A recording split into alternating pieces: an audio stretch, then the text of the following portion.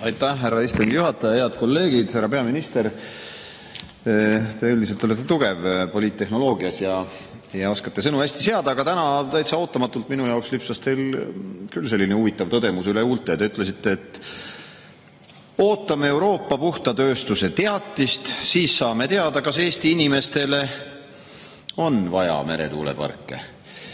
Et see minu arust nüüd on täiesti uus hetk Eesti poliitikas, kus peaminister ütlebki otsesõnu välja, et ta mitte ei toimeta selliselt, et juhtida valitsust Eesti huvidest lähtuvalt, vaid ta ootab siis kas telefonikõnet või e-maili Brüsselist, peseb hommikul hambad ära, võtab mailboxi lahti, seal on käsulaud ja hakkab selle järgi toimetama.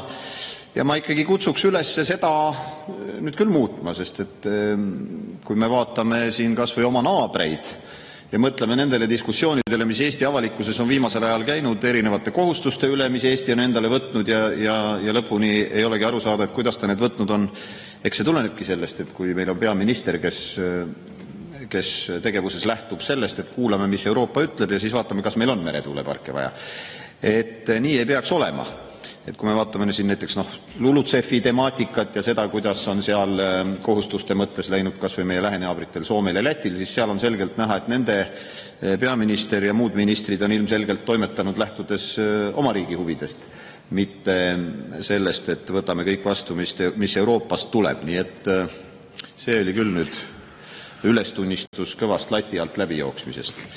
Ja teise teema markeeriksin ka ära, mida te mainisite siin oma küsimuste-vastuste voorus ja kõnes, et teeme aga neid tuule- ja päikese tootmisvõimsusi, tuulest ja päikesest elektri tootmisvõimsusi, ja meil on kaablid ja siis me saame elektrit müüa, kui teda üle on ja küll see on tore ja saame palju raha. No tegelikult nii ei ole, et nende juhuelektri arenduste üledimensioneerimisega me jõuame sinna, et me võib-olla saame elektrit müüa null või negatiivse või väga väikse hinnaga, sest kõigil on teda teatud hetkedel väga palju. Ehk et elektrit me tõepoolest siis liigutame läbi kaabli, aga raha sellest suurt ei teeni. Ja siis jällegi teisipidi, kui me juhitavaste võimsustega ei suuda oma vajadusi katta, näiteks külmal talvel, või nagu te ise siin räägite palju sellest, et arendame Eestis kõvasti tööstust ehk et seda tarbimise poolt, siis see tähendab seda, et me justkui müüksime elektrit, kui me vaatame elektristatistikat, aga kui me siis vaatame rahakotti, siis sinna selle müügi eest raha ei teki ja siis on meil hetki, kus on elektrit puudu ja siis me ostame seda väga kallilt, nii et iga päev, kus me selles äris niimoodi osaleme, teeb meid aina vaesemaks. Nii et kutsun üles kõigepealt mõtestama enda rolli uuesti, väike selle sisekaemusele, haarama ikkagi härjal sarvist ja olema oma riigi peaminister ja lähtuma sellest. Ja lisaks, kui see roll õnnestub ümber defineerida nii, nagu ta mõistlik oleks, siis võib-olla käia mõned arvutused üle ja vaadata, mis on mõistlik energeetikas ja mis ei ole. Aitäh!